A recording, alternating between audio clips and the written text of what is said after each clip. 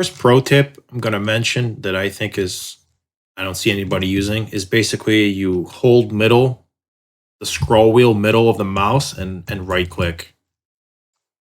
And you have this menu that pops up and then you can, have a bunch of other cool stuff in here. However, what makes it so useful if you do this and you click N on your keyboard. So for example, boom, and you could just switch your grid incredibly fast. Super nice. Do this. And then you could just move stuff, for example. If you want to go switch again, you have it. So yeah, it's a really good habit to have. The second pro tip is moving stuff around the grid. So when you first start out using FL Studio, you probably, or even long-term use, you probably move it something like this, right? This is how you usually end up moving your stuff. However, that's a really bad idea because sometimes when projects get a little bit more complex, you can by accident move it like right here, and you wouldn't even notice, and that can mess things up a lot. So the preferred way of doing it is to hold Shift and move it with your mouse, because that moves the whole entire track and anything on it. And this works for other things. For example, if you hold Shift right here and you can move this without holding Shift, you can move this. With holding Shift, you move this. And that also works with your effects as well, without holding Shift. So I'm just moving my mouse scroll wheel. The mouse scroll wheel is a really good handy feature on here. And as a final tip, anytime you want to add something new, for example, let's say you want to add a new playlist clip, what I recommend doing every single time is you right click and you click I on your keyboard. That gives it a brand new track right here, so that you know that nothing's going to be on this line. You're not going to stack anything, or none of that. Personally, this is my favorite pro tip of them all. Let's say you have something like this. You see this kick right here? Or you have a whole bunch of effects on it and it's eating up your CPU. And let's just say you just want this kick, right? What else? You can do something like this, right? There's a better way of doing it. And that is if you highlight this, and this is the best hotkey I'm ever going to teach you, like seriously. Control Alt plus C, and then you can render it. So I'm going to do that right now. There's one slight problem though. You see how it rendered up to this point?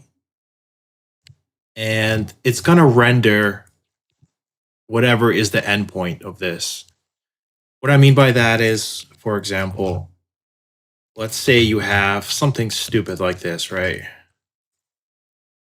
And you highlight everything. You want to render all of this. You see how it ends right here? So to avoid this problem, make a habit of basically highlighting a complete section, like a 4-bar section. You highlight this, then you render. Boom, you have it up to here now instead of up to here.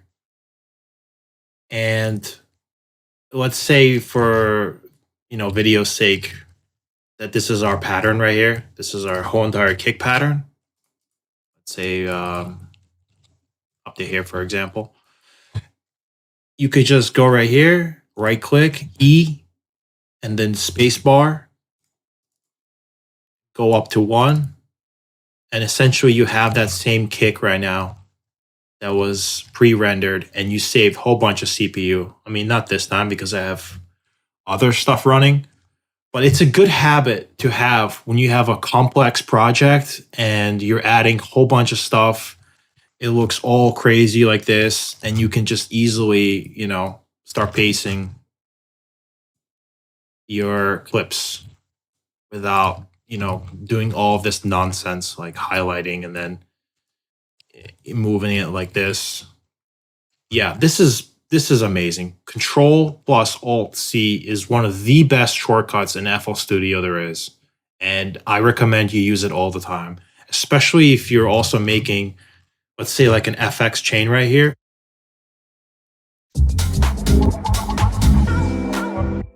In this case, I already done it. But let's say I had a whole bunch of like reverb, delay, and it's just going to be, again, eating up my CPU. Do I really want that? I've already committed to it. It sounds good. So you could just highlight this area, render it. Now you get this. You could just delete this, not really worry about it, and then move on with your project. One thing I forgot to tell you is that every time you do use this, for some reason, it creates a group above the track that was rendered before. It's really annoying. So to deal with this, I right click and then I click N, and that's how you get rid of it. That's G, N, G, N, and that's how you get rid of groups in general real fast. This one's for the menus. Let's say you want to do scale highlighting, and if you just use left click like your regular click mouse, notice how the menu just goes away completely. To avoid that, just just use right click instead. So you see how I'm right clicking and the menu still stays open. Yeah, really, really helpful. So you don't constantly just go back and forth doing that. Thanks a lot for sticking around. Please hit that smash and like button. I will be making more pro tips, tutorials. There's so much more stuff to cover. I'm trying to grow my channel and also as an artist. So any support I can get, I'd really appreciate. Thank you so much.